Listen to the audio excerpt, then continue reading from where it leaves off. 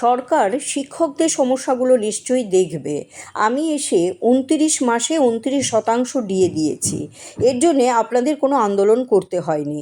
চাইছি কেন্দ্রের সঙ্গে পার্থক্যটা যত কমানো যায়। পাশাপাশি শিক্ষকদের কাছ থেকে আমাদের প্রত্যাশাও অনেক। অখিল ভারতীয় রাষ্ট্রীয় শিক্ষক মহাসংঘের এক সম্মেলনে এই কথাগুলো বলেন মুখ্যমন্ত্রী ডক্টর মানিক সাহা।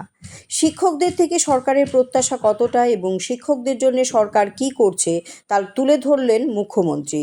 আমাদের সরকার আসার পর আন্দোলন ছাড়াই দাবি পূরণ হয়। ১% ডিএ দিতে ১০০ কোটি টাকা প্রয়োজন।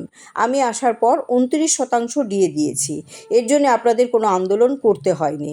চাইছি কেন্দ্রের সঙ্গে পার্থক্যটা যতটা কমানো যায়। একই সঙ্গে শিক্ষকদের অন্যান্য সমস্যাগুলোও সরকার দেখবে। পরিকাঠামো উন্নয়ন, নিয়োগ সবগুলো ব্যাপারেই সরকার চিন্তাভাবনা করছে। এই কথাগুলোর সঙ্গে মুখ্যমন্ত্রী আরও বলেন, শিক্ষকরা ভবিষ্যৎ গড়ার কারিগর। তাদের কাছে সরকারের প্রত্যাশা অনেক। অখিল ভারতীয় রাষ্ট্রীয় শিক্ষক মহাসংঘের ৩য় ত্রিবার্ষিক সম্মেলন হয় রবিবার নজরুল কলাক্ষেত্রে। সেখানে বক্তব্য রাখতে গিয়ে এই কথাগুলো বলেন মুখ্যমন্ত্রী। তিনি ২০৪৭-এর উন্নয়নের রোড ম্যাপ নিয়েও আলোচনা করেন। বলেন, ২০৪৭-এর রোড ম্যাপ তৈরির ক্ষেত্রে রাজ্যগুলোর মধ্যে ত্রিপুরা ৫ম স্থানে রয়েছে। উত্তর পূর্বাঞ্চলের মধ্যে প্রথম। প্রধানমন্ত্রীর নির্দেশেই তা করা হয়। রাজ্যগুলোর উন্নয়নের দিশা না থাকলে দেশের উন্নয়ন সম্ভব নয়। উল্লেখ্য, রাজ্যে সরকারি অনুদানপ্রাপ্ত ৪২টি স্কুলে অখিল ভারতীয় রাষ্ট্রীয় শিক্ষক মহাসংঘের সংগঠন রয়েছে। এই স্কুলগুলোতে ৫ শতাধিক শূন্য পদ রয়েছে। ২০১২ সালের পর থেকে এই স্কুলগুলোতে কোনো শিক্ষক নিয়োগ হয়নি বলে অভিযোগ। এদিন মুখ্যমন্ত্রীর কাছে দাবিগুলো তুলে ধরেছেন অখিল ভারতীয় রাষ্ট্রীয় শিক্ষক মহাসংঘের নেতৃত্ব।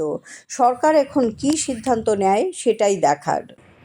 আগে একটা সময় ছিল রাস্তার মধ্যে জিন্দাবাদ জিন্দাবাদ জিন্দাবাদ করত, আবার ১৫ বছর ৩টা ইলেকশনের পরে একটু একটু দিত।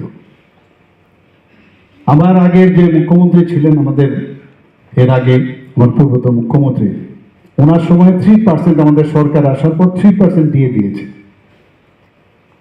আমি আসার পর আপনাদের ২৯ মাসে ২৯% দিয়ে আমি দিয়েছি। তো আপনারা কি আমার কাছে এসছেন? কোনোদিন তো আসেন, ডিমান্ডও করেন। তাহলে 32% দিয়েছি। আপনাদের থেকে বেশি চিন্তা যে কি করে সেন্ট্রালি এতগুলো আমাদের বারবার ওনাদের বাড়াচ্ছে দিয়ে ডিফারেন্সটা কত তাড়াতাড়ি কমানো যায়। 1% দিয়ে যদি দেই, 1% দিয়ে দিলে আপনার ১০০ কোটি টাকা। ভাবুন, আমাদের ২৭,০০০ কোটি টাকা আমাদের বাজেট ছিল গত বছর। এইবারকে আমরা প্রায় ৩২,০০০ কোটি টাকা করেছি।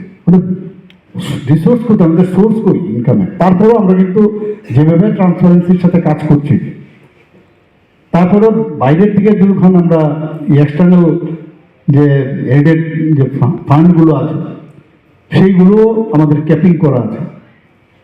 ৩ বছরের জন্য আমাদের কাছে বলে দিয়েছে অলরেডি যে ৪,০০০ কোটি টাকার বেশি নেওয়া যাবে না। তো অথচ অন্যান্য যেসব মেজর যে ল্যান্ডগুলো আছে আমাদের ভারতবর্ষে, সেখানে কিন্তু ক্যাপিং নেই। তারপরেও আমি আশাবাদী যে যার যাই আছে, যার সমস্যা আছে, এই সমস্যাগুলো রাজনৈতিকভাবে না করে সমস্যার যে বিষয়গুলো আছে নিশ্চয়ই আমরা এই বিষয়গুলো আমি দেখবো এবং এগুলো করব। কিন্তু আপনাদের কাছ থেকে কিন্তু অনেক বেশি আমাদের আশা। त्रिपुरा का नंबर 1 इंटरनेट, टीवी और डिजिटल सेवा प्रदाता बालाजी डिजिकॉम लेकर आया है आपके लिए बेहतरीन सुविधाएं। Superfast internet, smart IPTV, OTT और केबल टीवी, अब सब कुछ एक ही जगह पर। क्यों? बालाजी डिजिकॉम है हजारों घरों का भरोसेमंद नाम। सभी डिजिटल होम एंटरटेनमेंट सेवाओं का सुपर पैक, अब सबसे कम दाम में सबसे ज्यादा मनोरंजन और 100% संतुष्टि की गारंटी के साथ। 850+ किलोमीटर का मजबूत optical fibre network, free installation और उसी दिन सेवा शुरू, dedicated local support, multi level escalation system के साथ शिकायतों का सबसे तेज समाधान। देखें स्थानीय न्यूज और मनोरंजन के हिसाब से अनोखा भंडार। बालाजी डिजिकॉम अब सिर्फ घर के लिए नहीं, व्यवसाय के लिए भी।